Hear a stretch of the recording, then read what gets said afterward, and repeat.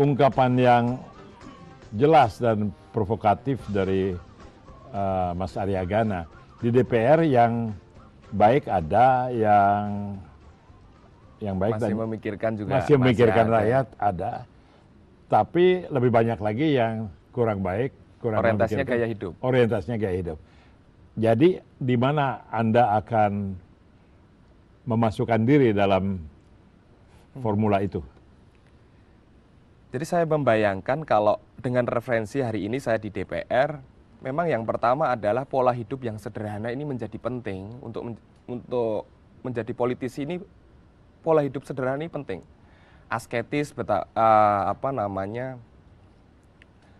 hidup yang ya sesuai dengan rakyat yang diwakilinya. Baru setelah itu memikirkan hal-hal yang jauh lebih besar, lebih bermanfaat. Tapi paling tidak dari dirinya sendiri. Bagaimana mungkin saya misalnya atau teman-teman yang gaya hidupnya luar biasa glamor, kemudian berbicara tentang hal-hal kemiskinan, hal-hal tentang ketidakberdayaan. Ini kan seperti ironi. Orang terkaya di Indonesia bicara mengenai UKM, begitu ya?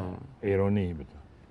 Korporatokrasinya yang luar bicara biasa. Mengenai sembako, ironi. Terus kok jadi ketawa? Politikus tuh bisa bicara di antara baris-baris. Tapi saya tanya dulu, apa sih kerja Mas Aryagana di DPR?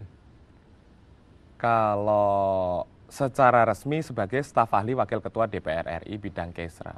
Dari fraksi mana itu? Fraksi PAN. Oke. Fungsinya sebagai pembisik tulus. Oh, oke. Saya membisikkan sesuatu yang menurut saya tidak pas dengan niat yang tulus. Jadi Anda masukkan bisikan itu berdasarkan pengamatan, dan berapa persen bisikannya itu diperhatikan?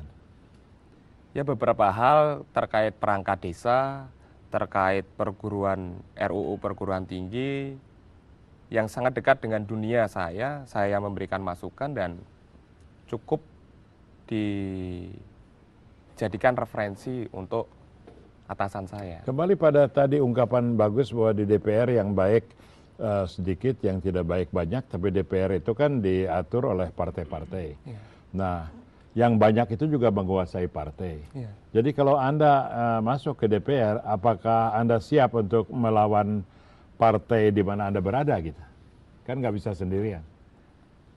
Saya pikir tidak ada partai yang niatnya itu jelek. Rakyat sudah cukup cerdas ketika partai itu orientasinya hanya untuk kekuasaan semata, akan dinilai sebagai partai yang ya bisa dilihat ruling party sekarang. Tapi setidaknya oknum-oknum ini diminimalisir. Ada sistem rekrutmen yang diperbaiki sehingga partai isinya bagus, platform partai bagus, dalam prosesnya juga bagus. Bahwa politik hari ini atau politik dimanapun itu keras, saya sepakat. Tapi bagaimana kemudian dalam proses yang keras ini ada nuansa yang tetap bisa diandalkan untuk ketatanegaraan hari ini. Saya pikir itu.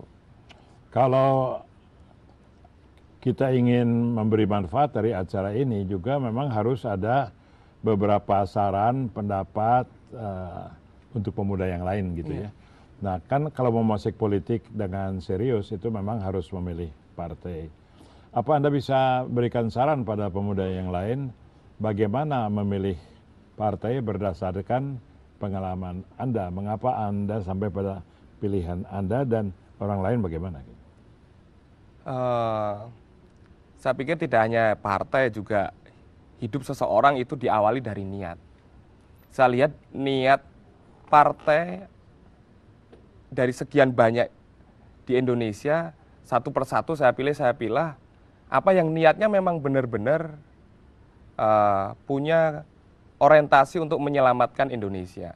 Tidak mungkin saya memilih partai hanya ya maaf karena kalah dalam event-event atau kongres atau munas, atau partai yang sedemikian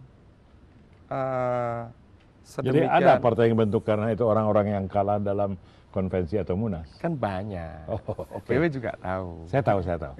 Teruskan aja. Atau partai yang kok seakan-akan dicitrakan atau persepsinya hanya bergantung pada tokoh sentral sehingga di bawahnya hanya sebagai panitia. Saya pikir juga tidak pas.